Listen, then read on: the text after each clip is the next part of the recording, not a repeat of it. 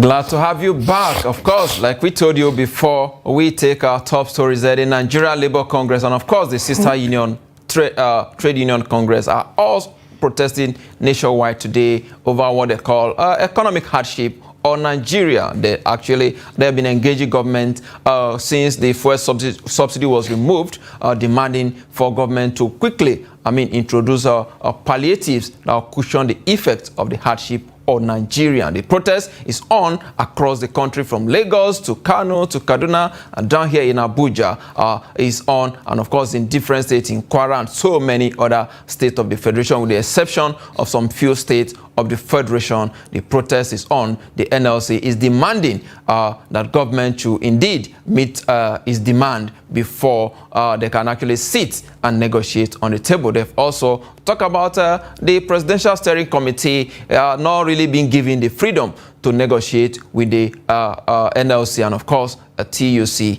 as well. Recall 2 days ago, President Bola Tinubu did address the nation and did promise that, of course, there are quite a whole lot of palliatives that have been proposed for various sectors of the country. But the NLC, despite all of that, decided to go ahead and, of course, start this protest nationwide today. Of course, quite a whole lot of warning has been issued that the NLC should actually handle all of this with caution so that it will not be hijacked by hoodlums. I have joining me in the studio someone who has been vocal with regards to the issue of subsidy and, of course, the quick interventions from the federal government, the Director General, the Nigeria Employers Consultative Association, NECA, Mr. Wale Smart Uyerinde. I hope I'm correct. Yeah, absolutely. Okay, it's a pleasure to have you here. Thank you. Thanks for having us. Yes, let's start straight away. Despite the plea from the federal government, the NLC is still going ahead with the protest today. Well, the right to negotiate is enshrined in many conventions of the ILO and also in local legislations. The right to negotiate is also the right to disagree is also inherent in that right to negotiate. And it's also important to note that The NLC basically is exercising its constitutional right to protest, which is guaranteed under the Constitution for all citizens.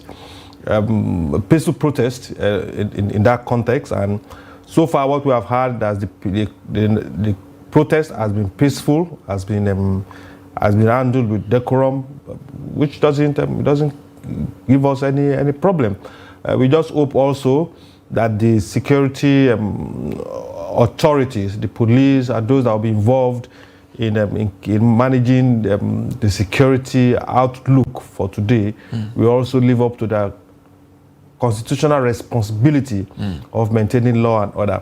That is basically the concern of organized businesses. The protest with potential, from experience, spiraling into something that will be out of control of stakeholders. But so far, the report we've had is that the protest has been peaceful.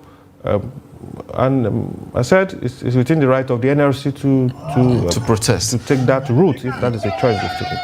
Now, 2 days ago, the president did address Nigerians, and he made a lot of promises. One of those promises is the fact that the government has will make available about 75 billion to fund enterprises at a single-digit loan, that is per annum. You talk about 125 billion as well for MSMEs. You talk about 200,000 metric tons of grain to be released to farmers, 225,000 metric tons of fertilizer, and so many others, including 100 billion naira to procure buses and then distribute to various states, all in the bid to cushion the effect of the subsidy removal.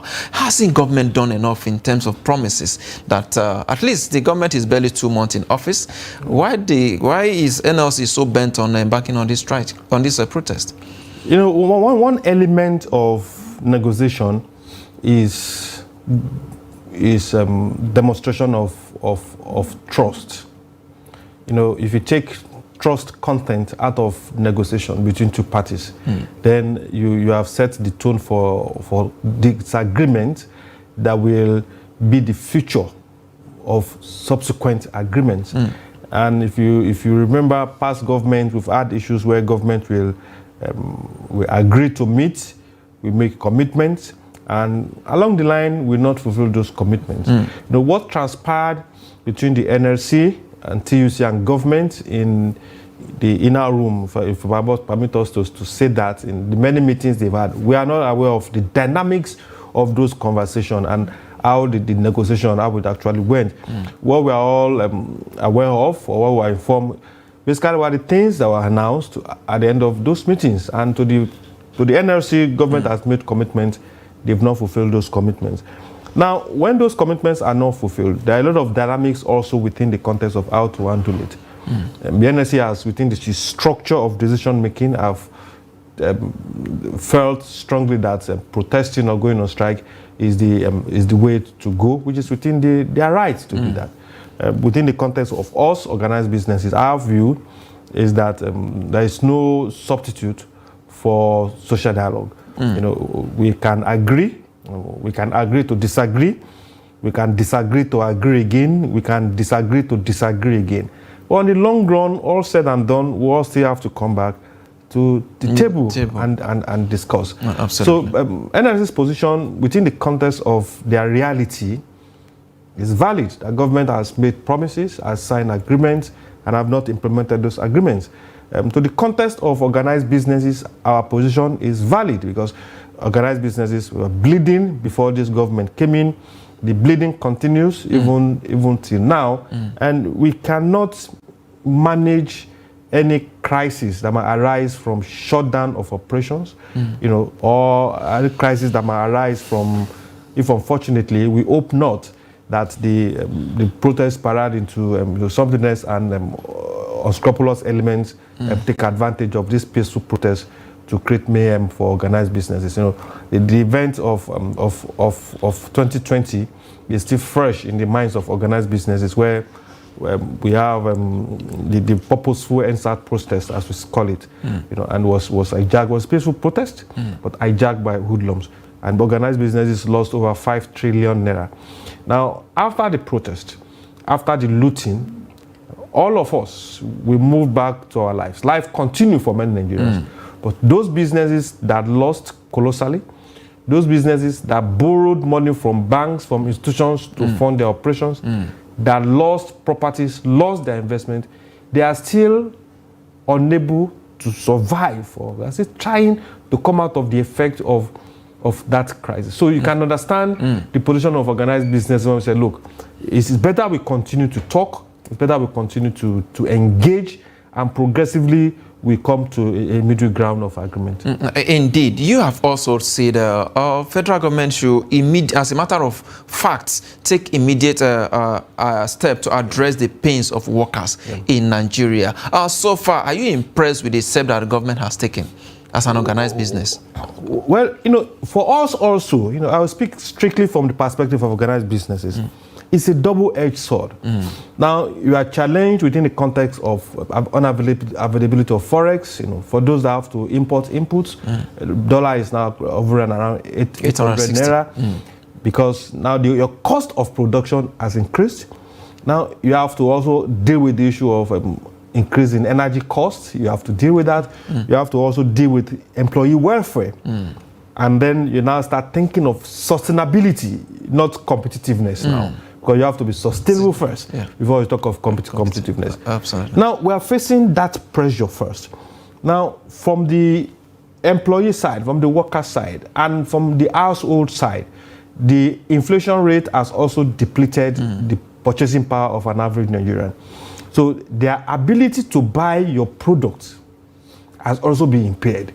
So you are suffering from one part, from operational issues which are out of your control, and then your products that you are producing and services that you are able to render, you don't have off-takers, people to buy. So the consequences is this: if I produce a can of milk with expiry date of December 2023, for whatever reason, if consumers do not take off those products by December 2023, I'm losing investment.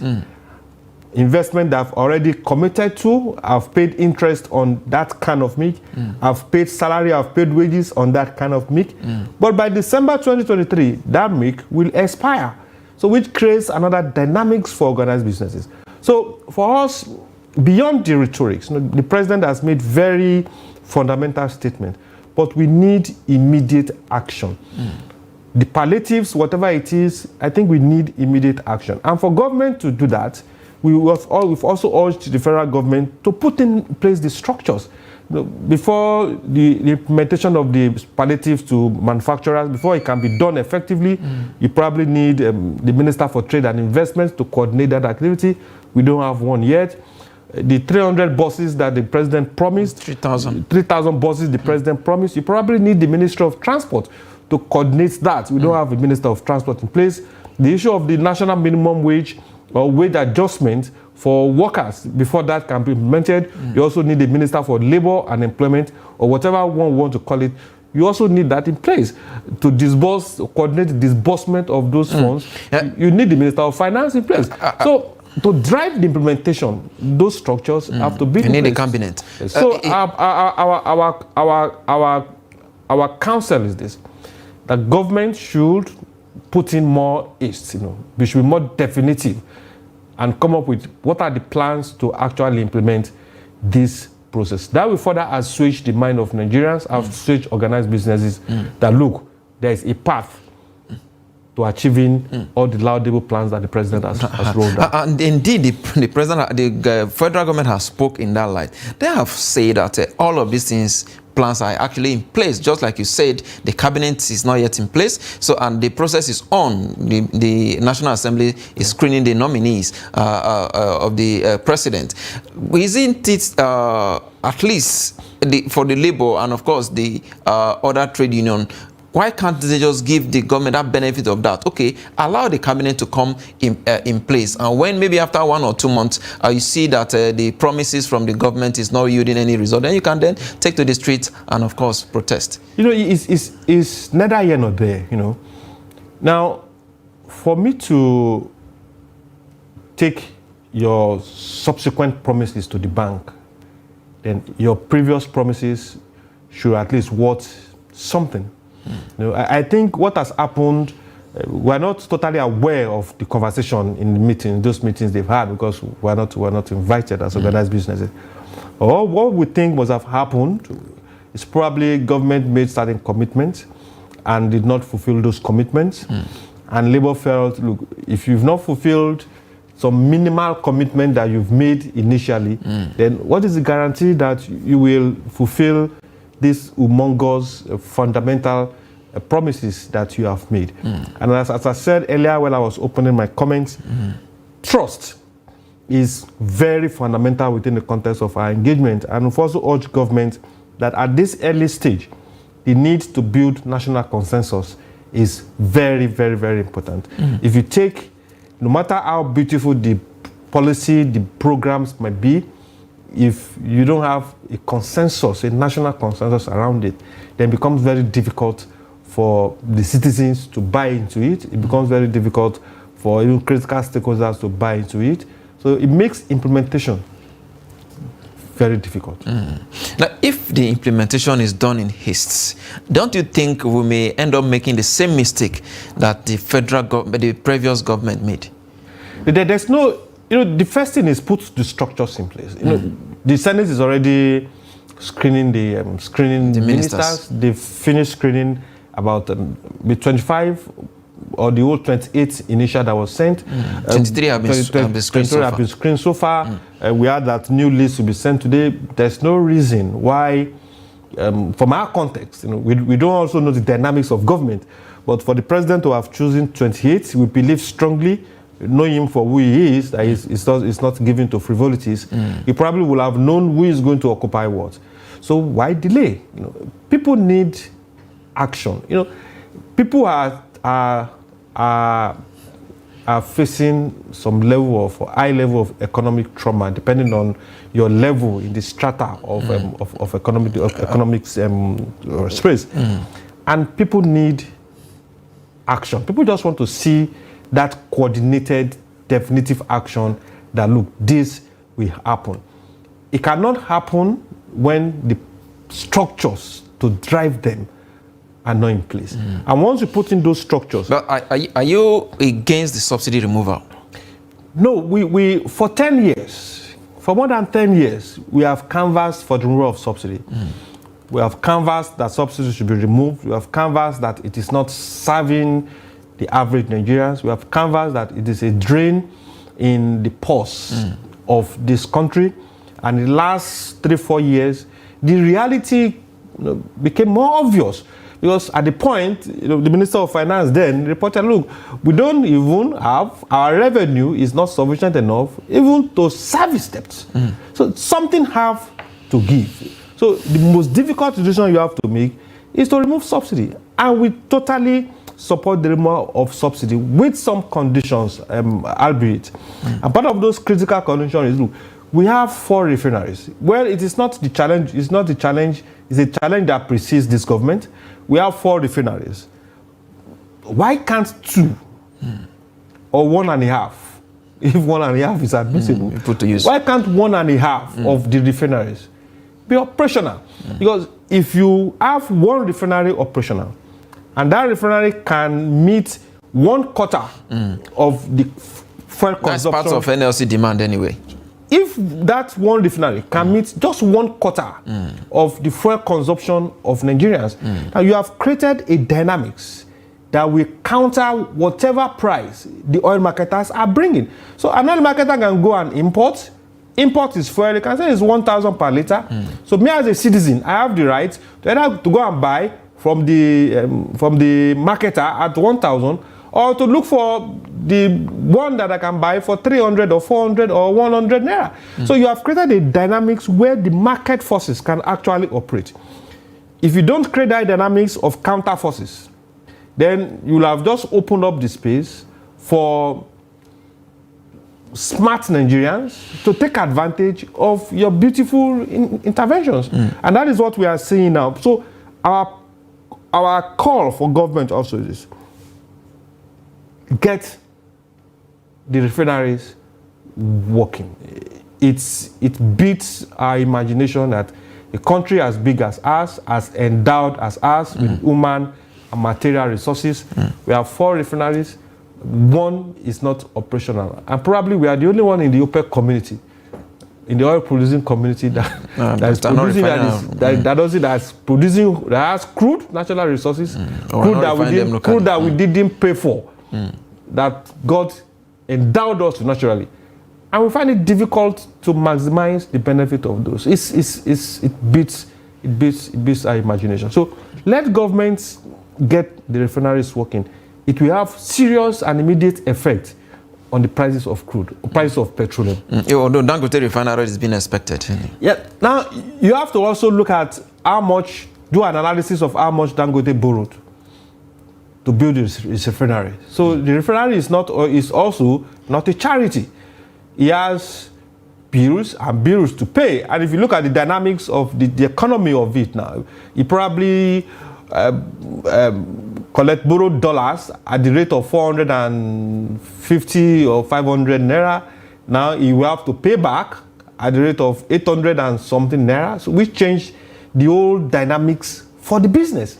So we have to factor in all those, but leaving Dangote out of it, it's also a pointer to us that if an individual can muster the strength to start from scratch, complete a refinery, then we as a nation, as a people, have no business not getting our 4 refineries working, whatever the reason that may be.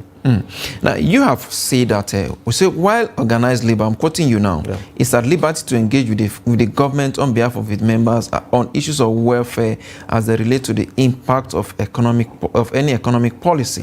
Sometimes deadlock may host way. What do you mean by that? Negotiation is, you are coming with your bouquet of demands. I have my bouquet of demands. It will be anomalous for me to come with the mind that my 4 items must be acceded to. It's at that point I've created a situation where I'm not negotiating again. I'm demanding, I'm lording it over you. So the basic principle of negotiation is you come with your demands, I come with my demands. You probably have your stakeholders that are giving you the mandates. These are the things you go and negotiate. My stakeholders have given me my mandate. These are the things that you should go and negotiate. It's possible that I will not get the 4. It is possible that you will not concede to the 4. So inherent in that process is also the reality that there might be a deadlock. And if there is a deadlock, the option for us is to continue to talk. We were at the International Labour Conference in June, and unfortunately, by reason of what we do, I'm in the ILO governing board, and Labour also is the ILO governing board. And there was a critical issue that came up at the IRC, where the governments, the 187 governments discussing the financing of the ILO, could not agree on modalities of finance. And the issue at stake is that issues that are fundamental to some countries, issues that are beyond bread and butter for some countries, issues that is at the soul of some countries, some very, very strong and influential countries. And those countries insisted, look, this issue must be factored into the conversation of the ILO. But the generality of the nations felt, look, this issue, they are peculiar to you.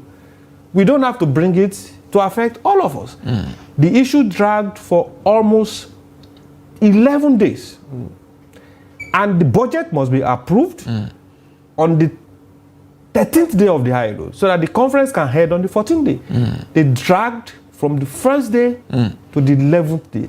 Negotiations were going on from morning till night. Concessions were being made. And on the last day,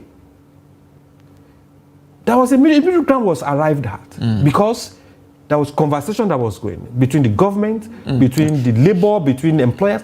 Conversation kept going until that agreement was. That was the beauty of social dialogue, and that is what we subscribe to, and that's what we encourage, and that's what we advise labor and also advise government. Absolutely. I want to give you 20 seconds because we're almost out of time. Do you think this protest will NLC will achieve its aim through this protest in 20 seconds? It depends on the aim. If the aim is to get governments to be proactive. If the aim is to get the president to speak to Nigerians, they've already achieved that. If the aim is to raise the awareness of Nigerians to the reality of what is going on, NSC have achieved that. And if the aim is also to organize a peaceful protest that will get all of us back into the conversation of the appropriateness of getting our nation working, I think they've also achieved their aim. It depends on what exactly the aim of the protest is. Yes, I must thank you. Director General, Nigeria Employers Consultative Association, NECA, Mr. Wale Smart Oyerinde, I must thank you for your time on Business Daily today. Thank you for an interesting conversation. Thank you. Yes, with that, we wrap the show today. Indeed, you know, we did not start the show as usual because of the peculiarity of today. But as we wrap up, we bring you, of course, we leave you with this data from the stock market and, of course, this commodity price as well. I am Yusuf Akogu.